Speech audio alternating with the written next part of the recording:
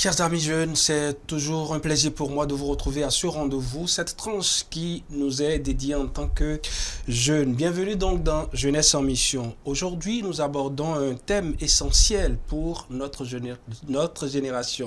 La jeune génération, j'allais dire, la culture de la paix. Dans un monde où les tensions, les rivalités, les divisions semblent se multiplier, comment les jeunes peuvent-ils devenir de véritables artisans de réconciliation? Eh bien, pour en parler, nous avons le plaisir d'accueillir dans ce studio Monsieur Prince Agboudian, juriste et ancien membre de l'aumônerie de la jeunesse. Donc, c'est quelqu'un qui connaît bien l'aumônerie de la jeunesse et les jeunes en particulier. Un homme engagé qui accompagne depuis plusieurs années les jeunes dans la construction d'un climat de paix, que ce soit dans leur famille, leur quartier ou sur les réseaux sociaux. Monsieur Prince Agboudian, bonsoir. Bonsoir, cher ami. Et je voudrais, pour commencer cette émission, saluer toute la télévision catholique, Lumen Christi, toutes les personnes qui travaillent. Parce que lorsque nous voyons, il y a des gens qui travaillent derrière, qui aident à porter. Ensuite, je salue les téléspectateurs et vous remercie pour le sujet que vous avez voulu que je partage avec vous, qui est donc la question de la paix. Encore une fois, merci beaucoup de m'associer à cette réflexion-là. C'est un plaisir. Et ma toute première préoccupation, justement, M. Prince Agboudian, quand on parle de la culture de la paix, qu'est-ce que cela évoque concrètement?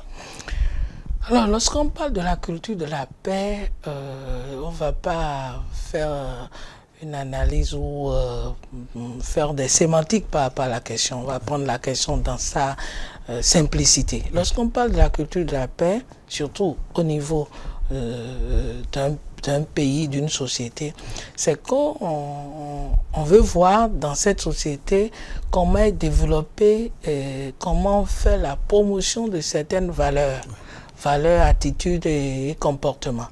Je vais donner quelques 6 valeurs pour montrer que chaque fois que nous sommes dans ces valeurs-là, nous sommes en train de cultiver la paix. Et donc, la première des valeurs, c'est le respect mutuel. Lorsque vous êtes dans une société où tout le monde essaie de respecter l'autre dans sa différence, dans sa vie, dans sa conduite, on peut parler d'une société où nous avons la culture de la paix. Deuxième valeur, c'est la tolérance. Lorsque vous êtes dans une société où il y a cette tolérance, on peut aussi dire que nous sommes en train de cultiver la paix, sans compter la question de la non-violence. Si vous êtes dans une société où on fait tout pour qu'on évite la violence pour le maximum et qu'on essaye, dans la mesure du possible, d'éviter je dirais les conflits, on peut se dire, bon, nous sommes dans une culture de la paix. Et enfin, je voudrais donner quelques autres valeurs, la coopération par exemple, le dialogue par exemple, et la justice et l'égalité.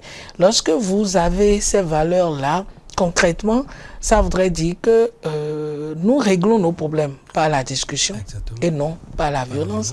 Ça veut dire que nous nous respectons dans les différences de chacun. Ça veut dire que nous protégeons les droits humains qui sont des droits inhérents à une personne humaine, donc à travers sa dignité, et nous favorisons la solidarité et nous essayons de nous encourager à pouvoir avancer. Donc la culture de la paix, c'est beaucoup de valeurs qu'il faut intégrer pour vivre cela. Alors, pour vous qui êtes au contact des jeunes et de la société actuelle, dites-nous quel est l'état des lieux en ce qui concerne justement la culture de la paix au sein de notre société. Lorsqu'on regarde, on peut s'inquiéter pour dire que nous avons nous avons une société, un pays où cette culture ne se met pas. J'ai donné quelques valeurs. Regardez autour de nous la violence. Vous avez une violence inouïe. Il y a une violence qui amène à se demander si ce que l'autre vient de faire, est-ce que ça respecte la dignité de la personne humaine. Vous avez les questions de conflit. Vous avez des parents, vous avez des jeunes qui vivent une certaine, je dirais, une certaine précarité qui les oblige, je ne justifie pas ça, mais qui les oblige à poser des actes qui mettent en péril clairement la paix. Et donc, vous avez une situation dans laquelle tout le monde court vers le matériel, donc avec l'argent. Et lorsque on met l'argent au cœur de la vie et non la vie même que nous devons protéger avec ces valeurs, on tombe dans un comportement, dans une situation. Donc, si vous observez bien, on s'inquiète de dire que la culture de la paix n'est pas au rendez-vous parce qu'il y a trop de problèmes. Mais il faut se réjouir parce que lorsque vous regardez notre société béninoise, par exemple, par rapport à d'autres, où vous avez toutes des familles qui ont des bagages sur la tête, qui cherchent à aller vivre. Vous avez des enfants malnutris parce que c'est une guerre fratricide qui gère ces pays-là. On peut se réjouir, mais nous devons travailler, nous devons nous renforcer que quelle que soit la situation que nous vivons, nous devons vraiment faire attention, surtout les jeunes vont faire attention pour cette culture de la paix. Alors, ce qui me pousse justement à vous demander, pourquoi est-il aujourd'hui si urgent que les jeunes deviennent des artisans de paix? Ah, c'est urgent. C'est urgent parce que les jeunes, ils sont nombreux. Vous prenez la cartographie du pays maintenant, vous allez voir qu'il y a une grande majorité de la population qui est constituée par les jeunes. C'est un moteur de transformation sociale. C'est un moteur de transformation sociale, donc les jeunes doivent aider à la paix. Autre chose, ils sont souvent les premiers affectés par les violences. Lorsque la crise naît et qu'on commence à tirer, les gens commencent à arrêter. On arrête beaucoup plus de jeunes. Ma fonction m'amène aujourd'hui à comprendre, puisque je fais de tours dans beaucoup de pays, je regarde dans les établissements pénitentiaires, c'est beaucoup de jeunes qui sont arrêtés, qui sont en prison, qui sont dans les maisons d'arrêt. Donc, ils sont souvent les premiers affectés par la violence, ils sont les premiers affectés par l'exclusion, ils sont les premiers affectés par la manipulation. Alors, ils peuvent influencer positivement par rapport à leur situation. Et puis vous avez les réseaux sociaux aujourd'hui qui constituent un élément important. On va y revenir tout à l'heure, justement. On peut dire qu'aujourd'hui, les jeunes doivent aider à la culture de la paix. Et c'est pour eux, ils doivent le faire pour sauvegarder le reste de leur vie demain. D'accord. Alors, quand on prend justement notre situation au Bénin, c'est vrai, il n'y a pas question à s'inquiéter, vous l'avez rappelé tout à l'heure, mais il faut quand même qu'on travaille à la culture de cette paix-là. Dites-moi, la paix, est-ce simplement l'absence de conflit ou quelque chose de plus profond? Je veux bien comprendre. Non. Lorsque on lie la paix au conflit ou à la guerre, c'est qu'on n'a pas développé la paix dans toutes ses valeurs. Je l'ai indiqué au début. La paix n'est pas synonyme de guerre. Moi, je pense que la guerre et les conflits, c'est la phase finale. C'est la phase finale, parce que lorsque vous ne l'arrêtez pas au départ, vous risquez d'être surpris après par les conséquences de cette participation à la paix. Alors vous en parliez, vous avez abordé tout à l'heure le cas des réseaux sociaux. Je voudrais savoir, Monsieur Prince Aboudian, les jeunes d'aujourd'hui sont-ils plus exposés aux tensions, rivalités, buzz, parce que c'est là où on a plus ces soucis-là sur les réseaux sociaux, les clashs en ligne, on en enregistre tous les jours. Est-ce que nous sommes aujourd'hui plus exposés que les générations précédentes? Oui, mon frère. Les jeunes d'aujourd'hui sont plus exposés. Je vous donne un exemple. Lorsque moi j'étais avec mes parents, mon enfant, il était difficile pour moi de suivre la télé ensemble avec mes papa et ma maman. mon papa et ma maman. Je restais derrière les fenêtres et même si je tousse et mon papa regarde, on s'abaissait. Aujourd'hui, vous avez vu l'évolution de la situation. Si vous n'êtes pas père ou mère de famille, l'enfant, il prend la télécommande, il change. Parce qu'il est déjà assis. Non seulement il est assis, il est maître de la télévision. Donc, aujourd'hui, la société a évolué. Et l'évolution de la société crée des tensions. Et cette tension impacte disons, la situation dans laquelle les gens sont. Il y a une mutation rapide aujourd'hui. Il y a ce que j'appelle des incertitudes, des pressions. Aujourd'hui, des gens, je donne un exemple, des jeunes qui s'efforcent à tenir, à ne pas faire, à être des modèles. Ils voient à côté un autre jeune qui, par son ordinateur ou par son portable, arrive à engranger beaucoup de sous. Il est tenté de le faire, alors que c'est une infraction. Et alors qu'au Bénin, aujourd'hui, tu es vite appréhendé. Donc, la situation aujourd'hui, il y a une forme de tension sur les jeunes. Et c'est pour ça qu'il faut inviter les parents à ne pas lâcher les enfants.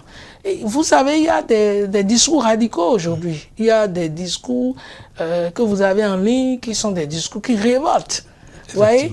Et donc, même dans les études aujourd'hui, il y a une compétition. Les gens qui arrivent à avoir des masters, on évolue. Oui. Même si on n'a pas l'emploi, on évolue. Donc, tous ces éléments-là sont des éléments qui exposent à des tensions et qui amènent beaucoup de structures, beaucoup de jeunes à vivre cette malheureuse situation. Mais il faut avoir la tête sur les épaules, il faut pouvoir résister. Oui, mais là, quelles sont les attitudes? C'est vrai, vous avez évoqué quelques-unes tout à l'heure qui font dégénérer souvent un simple désaccord, un conflit sérieux. Vous savez, c'est toujours d'amener les jeunes à avoir la culture de la paix. Déjà, si tu es tolérant, déjà, si tu te rends compte qu'il m'a fait mal, mais je peux toujours aller à son écoute pour comprendre ce qui s'est passé pour qu'il se comporte comme ça. Vous voyez, les jeunes sont vraiment pas accompagnés. Ça, il faut le reconnaître. Mais ils sont quand même, ils reçoivent de ces conseils de la part des parents de la maison. Oui, les parents parlent. Écoutez. Et ce qui me fera déboucher justement sur les jeunes catholiques que nous sommes aujourd'hui. Vous voyez, c'est encore plus complexe. C'est encore plus complexe. Mais je dis, et moi je prends mon cas, il faut être dans les mouvements. Quelles que soient les difficultés, il faut être dans les mouvements. Si vous êtes jeune, vous êtes dans les mouvements, vous arrivez à... Quand vous parlez de mouvements, justement, vous parlez de quel genre de mouvement? Les engagements que nous avons, les engagements militants. Moi, par exemple, j'étais lecteur, après je suis devenu membre de ma coordination au niveau de ma paroisse. Je suis monté pour la coordination générale. Donc, tous ces éléments, et on avait des activités, le pèlerinage des jeunes, il y avait des activités qui nous amenaient à comprendre un peu le comportement que nous devons avoir. Donc moi je me dis toujours, un jeune qui veut lutter contre cette culture que nous avons aujourd'hui, que j'appelle la culture de la mort, doit pouvoir s'insérer dans les mouvements. Dans les mouvements. Parce que dans les mouvements, ils sont au moins récupérés. Ils discutent entre eux. Ils apprennent la tolérance entre eux. Ils apprennent le droit à la différence entre eux au milieu. Ils apprennent à pardonner, puisque l'autre va te piétiner. Donc, lorsque tu apprends cela, ça te permet de forger ta personnalité pour vivre demain. Donc, demain, lorsque tu es en face d'une personne qui est farouchement contre toi, tu es censé te maîtriser parce que tu l'as déjà vécu dans les mouvements de base. Donc, moi, j'encourage cela. J'ai toujours dit que les jeunes qui n'arrivent pas à le faire, qui ont des raisons, je n'ai pas le temps, c'est vraiment une perte. C'est vraiment une perte. Et j'encourage les parents parce que certains parents aussi se refusent de laisser les jeunes aller dans ces activités parce qu'on veut protéger les jeunes par rapport à la vie aujourd'hui. Laissez les jeunes vivre ça. Et aider Et ça, je le dis pour les aînés, les personnes qui animent, les personnes, les aumôniers et tout ça, les aider, les accompagner à pouvoir tenir dans cet accompagnement des jeunes. Donc, un jeune qui arrive à être dans ce milieu-là peut affronter véritablement la situation au niveau professionnel. Il y a des jeunes qui, la toute première année d'essai, perdent l'emploi, tout simplement parce que les chefs d'entreprise ne les comprennent pas. Ils n'ont pas une vie d'esprit d'équipe, ils sont toujours en train de faire des histoires avec leurs collègues. Donc lui, il veut un résultat. Hein. Il n'est pas là pour régler les... Il veut pas travailler. Donc finalement, le gars, il vient, il est jeune, il commence, mais on le licencie. Parce qu'il ne sait pas vivre ensemble. Il n'a pas vécu un certain nombre de choses. Il n'a pas construit sa vie sur des éléments tels que le pardon, etc. Donc voilà un peu ce que je peux dire pour dire que les jeunes sont beaucoup affectés aujourd'hui, mais ils ont les éléments pour s'en sortir. S'ils veulent, ils peuvent s'en sortir. Ils peuvent s'en sortir. Est-ce que je peux arriver à la conclusion que les jeunes aujourd'hui qui sont des modèles de paix dans la société, ce sont des jeunes qui ont eu quand même de la matière en termes de formation religieuse, dans les mouvements, les écoles de foi et autres. Vous, votre expérience personnelle, est-ce que vous pouvez partager ça justement? Non, moi je suis un produit fini de l'Église. Hein. Je le dis pour dire aux jeunes qu'aujourd'hui, j'ai de l'admiration, beaucoup aiment bien me voir, beaucoup dans mon boulot, dans mon travail, beaucoup veulent comprendre comment j'essaie de vivre, mais j'ai commencé Samuel, j'ai commencé lecteur, j'ai commencé avec les écoles de la foi, écoles de prière, j'ai commencé avec les pèlerinages, j'ai commencé avec les camps retraite, j'ai commencé avec, on avait même une fête que nous faisons à Noël où on s'échangeait des cadeaux. J'ai vécu tout ça. Et dans l'apprentissage, j'ai commencé à intégrer ces éléments-là par rapport à ma formation de juriste. Donc, j'ai évolué dans ce milieu-là. Ce qui fait qu'aujourd'hui, je me dis, si je n'avais pas fait ça, je vous donne un seul exemple. L'engagement politique. J'ai eu ce cours-là à l'école de la foi. L'engagement politique, je l'ai eu comme cours à l'école de la foi et c'est l'aîné directeur Charles, qui a été un homme politique, qui est venu nous enseigner là-dessus. Ça m'a marqué, parce qu'il nous a dit, si vous, jeunes, vous voulez rentrer dans la politique, il faut lutter contre 3 choses. L'argent, l'honneur, la femme, si vous voulez vraiment faire carrière. Et ça, tous les jours, je l'utilise parce que c'est des apparts. C'est des situations que tu as en face qui te permettent de t'en sortir. Donc, je pense que, bon, je ne suis pas exemple pour exemple, mais je crois que je fais mon bout de chemin et j'essaie de le partager chaque fois que les aînés m'invitent. J'étais à l'école de la foi la dernière fois pour partager cette expérience-là, pour leur dire que ce n'est pas extraordinaire. Et aujourd'hui, l'Église nous offre des cas d'exemple. Il y a des jeunes saints. La dernière fois, on a canonisé un jeune, un tout jeune. Carlo Acutis. Oui, on l'a canonisé. Pourquoi? Parce qu'il a été modèle dans ce qu'il faisait. Donc, je crois que nous aussi, nous aurons des jeunes qui seront canonisés parce qu'ils auraient donné un modèle de vie. Et il y en a beaucoup, peut-être on ne les voit pas, mais ça va venir. Monsieur Agbodian, nous allons continuer le pardon. Parce que quand on parle de culture de paix, on parle de pardon également. Et là, dites-moi, comment vivre le pardon sans paraître faible? Non, c'est un acte personnel, le pardon. C'est un acte personnel, mais ça libère l'individu. Et ça implique une attention particulière, le pardon. Et le pardon n'a aucun, je dirais, le fait de pardonner n'a rien à voir avec votre faiblesse. Au contraire, lorsque vous déclenchez un processus de pardon, vous grandissez. Il y a quelques heures, au bureau, un collègue m'expliquait qu'il a mal parce qu'une de nos collègues lui a fait mal. Et cette collègue a perdu sa mère. Et il se plaignait que bon, de toutes les façons, il ne m'a jamais aimé, moi je m'en fous. J'ai dit non. J'ai dit non, vas-y. J'ai dit moi jamais, vas-y. Mais lorsqu'elle est allée, elle a fait une redécouverte de l'autre personne. Parce que l'autre s'est dit, ah toi-même, dans ma souffrance, tu as demandé d'après moi. Et ça l'a étonné. Et j'ai dit oui. Parce que lorsque vous avez des difficultés entre vous, vous fermez la porte. Exactement. Vous ne vous donnez pas la main. C'est difficile, le pardon. C'est pour ça que je dis que c'est un acte personnel, mais que Dieu nous accompagne à le faire. Vous avez des cas où c'est difficile de pardonner. Mais moi, j'ai toujours dit ceci.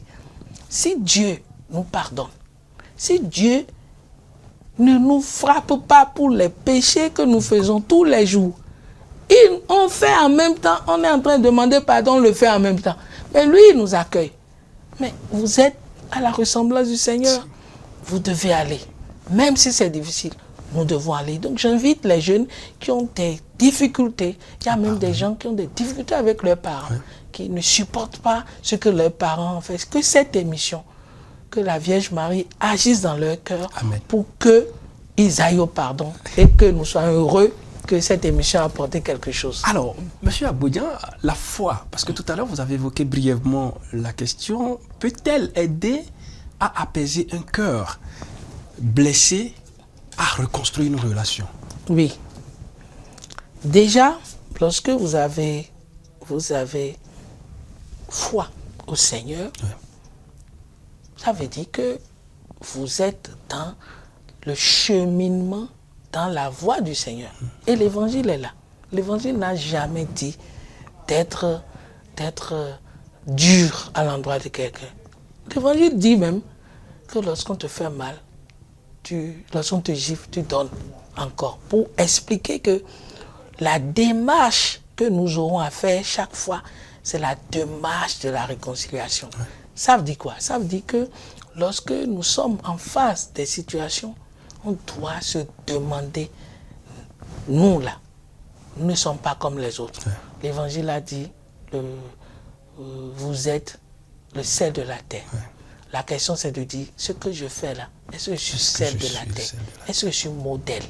Est-ce que quelqu'un qui me regarde a envie de faire?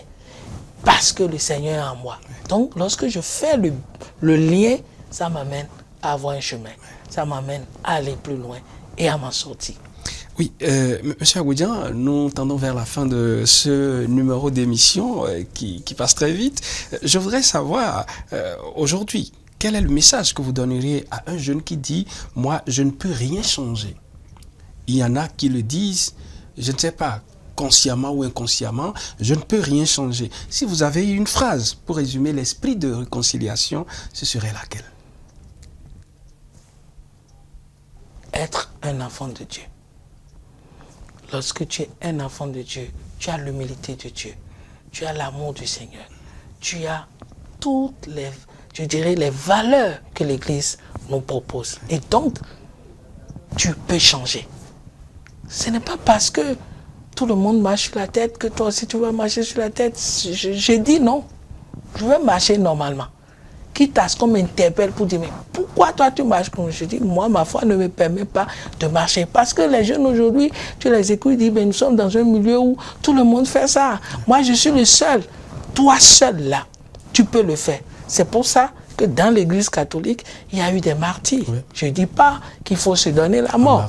Mais nous sommes déjà des martyrs. Parce que si vous êtes dans un milieu où vous prenez la vérité et que tout le monde dit que c'est faux, vous en souffrez. Déjà parce que vous dites que mais ce que je dis là est vrai et pourtant personne ne me suit. Vous souffrez le martyr. Donc vous pouvez le faire et demander aux jeunes de croire au Seigneur. Il ne faut pas aimer le Seigneur par hasard, moi je dis ça. Il faut l'aimer complètement, intégralement et confier sa vie à la Vierge Marie. Je crois que lorsqu'on a ces éléments-là, on s'en sort. Et lui-même il a dit, je ne peux pas vous abandonner. Donc, moi, à un moment donné dans ma vie, je me dis, mais Seigneur, ce que si je passe, c'est comme si tu m'abandonnes. Alors, ne m'abandonne pas. Merci à vous, M. Prince Aboudian. Merci. Nous sommes à la fin de cette émission. On parlait donc de la culture de la paix. 26 minutes, ça passe très rapidement. Très vite. Nous aurons quand même le plaisir de vous recevoir sur ce plateau. Vous êtes toujours le bienvenu. Hein. C'est chez vous. Et donc, on a soif de vos expériences que vous avez quand même eu à vivre à une époque, à un moment donné de votre enfance, de votre jeunesse, pour édifier édifier davantage la lanterne de cette jeunesse que vous observez aujourd'hui, que vous continuez d'accompagner. Chers amis téléspectateurs, ce sera tout pour ce numéro de votre émission Jeunesse en Mission. Je dis un grand merci à toute l'équipe de la réalisation. Je vous retrouve très prochainement pour un autre numéro de Jeunesse en Mission. Au revoir et à très vite.